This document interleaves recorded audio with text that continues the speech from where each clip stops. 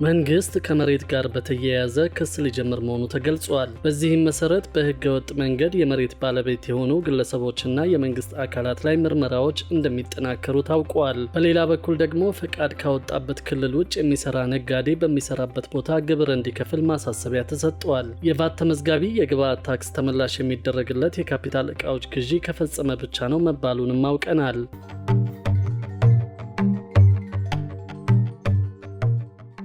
ፈቃድ ካወጣበት ክልል ውጭ የሚሰራ ነጋዴ በሚሰራበት ቦታ ግብር እንዲከፍል ማሳሰቢያ ተሰጠ።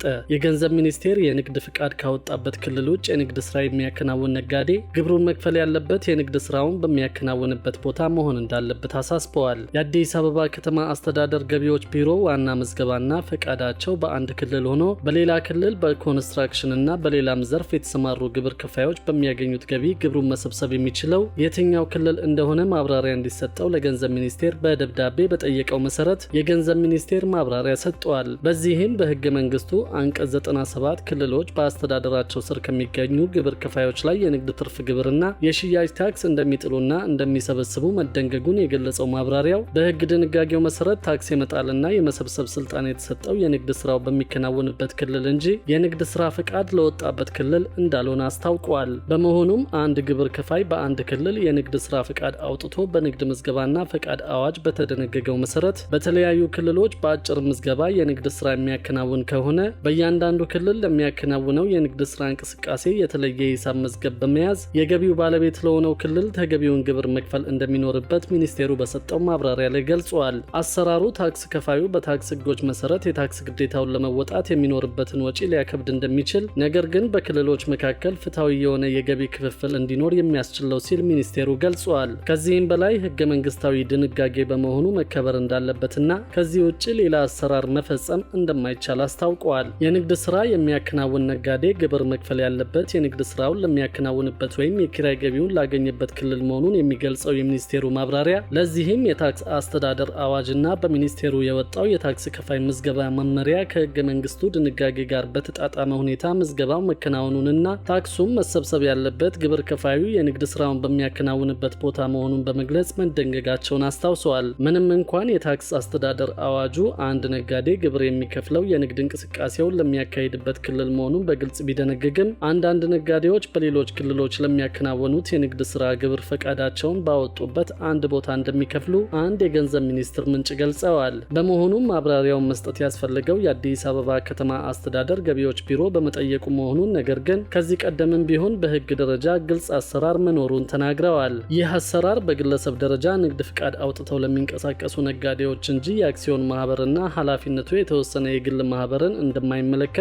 እነዚህ ማህበራት በክልሎች ቅርንጫፍ መስሪያ ቤቶች ቢኖራቸውም ግብራቸውን የሚከፍሉት ለፌዴራል መንግስት መሆኑን አብራርተዋል። አሰራሩ በፌዴራል መንግስት ገቢ ላይ የሚያሳድረው ተጽዕኖ አይኖርም ወይ ተብሎ ለቀረበላቸው ጥያቄ በሰጡት ምላሽ ደግሞ ምንም አይነት ጫና ሊፈጥር እንደማይችል ገልጸው ድሮም የራሱ ገንዘብ አይደለም፣ ስለዚህ አሰራሩ ሙሉ በሙሉ ተፈጻሚ ሲደረግ እሱ ላይ የሚያመጣው ጫና አይኖርም ብለዋል። ከዚሁ ጋር በተያያዘ የቫት ተመዝጋቢ የግብአት ታክስ ተመላሽ የሚደረግለት የካፒታል ዕቃዎች ግዢ ከፈጸመ ብቻ ነው መባሉን አውቀናል። የተጨማሪ እሴት ታክስ የተመዘገበ ግብር ከፋይ የግብአት ታክስ ተመላሽ የሚደረግለት ዓመታዊ ታክስ የሚከፍልበት አገልግሎት ወይም አቅርቦት ከ100 ሚሊዮን ብር በላይ የካፒታል ዕቃዎች ግዢ ከፈጸመ ብቻ መሆኑ ተገለጸ።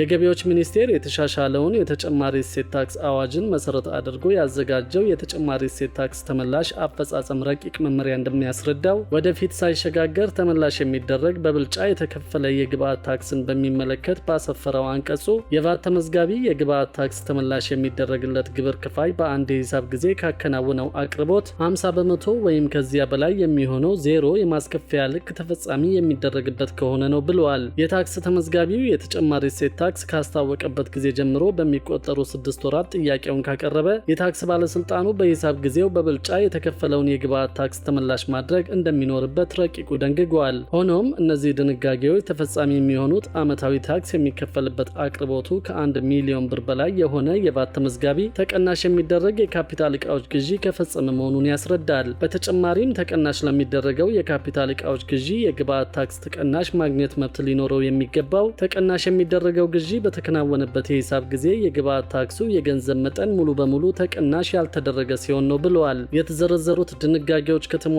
የካፒታል ዕቃው ለተገዛበት በተያዘለት የሂሳብ ጊዜ ተመላሽ እንዲፈቀድለት ማመልከቻ ካቀረበበት ቀን ጀምሮ በአንድ ወር ጊዜ ውስጥ የታክስ ባለስልጣኑ ተመላሹን መክፈል እንዳለበት መመሪያው ላይ ሰፍሯል። በአዋጁ መሰረት በተፋጠነ የተመላሽ ስርዓት እንዲስተናገድ የተፈቀደለት ላኪ ምርቱን ወደ ውጭ ከመላኩ በፊት ወይም ምርቱን ወደ ውጭ መላክ ሳይጠበቅበት በአገር ውስጥ ባከናወነው የግብዓት ግዢ ላይ የከፈለውን ቫት የተመላሽ ጥያቄውን ባቀረበ በ7 ቀናት ጊዜ ውስጥ ተመላሽ መደረግ እንዳለበትን በመመሪያው ላይ ተደንግጓል። በሌላ በኩል ደግሞ መንግስት ከመሬት ጋር በተያያዘ ክስ ሊጀምር መሆኑ ተገልጿል። በዚህም መሰረት በህገወጥ መንገድ የመሬት ባለቤት የሆኑ ግለሰቦችና የመንግስት አካላት ላይ ምርመራዎች እንደሚጠናከሩም ታውቋል። ከዚህ በፊት በብልሹ አሰራር አማካኝነት የመሬት ባለይዞታ የሆኑ ግለሰቦችና ተመሳጥረው መሬት ባልተገባ መልኩ ለግለሰብ የሚሰጡ አካላት የቁጥጥር ስራዎች ላይ ችግር መደቀናቸውን የአዲስ አበባ ከተማ አስተዳደር የመሬት ልማትና አስተዳደር ቢሮ አስታውቋል። መሬትን በህገወጥ መልኩ መውረር በከተሞች ከፍተኛ ተግዳሮት መሆኑን በቢሮ የመሬት ዝግጅት ባንክና ጥበቃ ዘርፍ ኃላፊ አቶ ተስፋዬ ጥላውን ገልጸዋል። በመሆኑም ችግሩን ለመከላከል በመሬት ወረራ ላይ የተደረጉ ምርመራዎችና የክስ ሂደቶች ተጠናክረው መቀጠል እንዳለባቸው አንስተዋል። በከተማ አስተዳደሩ እየተወሰደ ያለው እርምጃ አመርቂ እንዳልሆነና ችግሩን ለመፍታትም በጥናት ላይ የተመረኮዘ ፍትሐዊና ግልጽ የመሬት ሀብት አስተዳደር ስርዓትን ማስፈን አስፈላጊ እንደሆነም ጠቁመዋል። በመሬት ሀብት አስተዳደር ላይ የሚስተዋሉ ብልሹ አሰራሮችን ለማስቆም ቅንጅታዊ አሰራርን ማስፋት እንደሚገባ የገለጹ ሲሆን ሆኖም የሚስተዋሉ ችግሮችን በመቅረፍ ለአልሚዎች መሬት የማስረከብ ስራ እየተሰራ ስለመሆኑ ተናግረዋል። ኃላፊው አያይዘውም የህብረተሰቡ የግንዛቤ እጥረት ከሚስተዋሉ ችግሮች አንዱ ማሳያ መሆኑን አብራርተዋል። ህገወጥ የመሬት ወረራ በሀገር ኢኮኖሚ ላይ የሚያሳድረውን ተጽዕኖ በመገንዘብ ኃላፊነቱን የመንግስት አካላት ብቻ አድርጎ ባለመውሰድ ለሚመለከተው አካል በማሳወቅ መከላከል እንደሚያስፈልግም ገልጸዋል። ከዚህ ጋር በተያያዘም ከልማት ተነሽነት ጋር ተያያዥነት ላላቸው ቅሬታዎች ምላሽ ለመስጠት በከተማ ደረጃ በተዋቀረው የይግባኝ ሰሚ ጉባኤ አማካኝነት ባለፈው በጀት ዓመት 12 ወራት 634 ቅሬታዎች ቀርበው ለ562ቱ ምላሽ መሰጠታቸው የተገለጸ ሲሆን ከነዚህም ውስጥ 408 የሚሆኑት ተገቢነት የሌላቸው ቅሬታዎች መሆናቸውን የከተማ አስተዳደሩ የመሬት ልማት አስተዳደር ቢሮ አስታውቋል።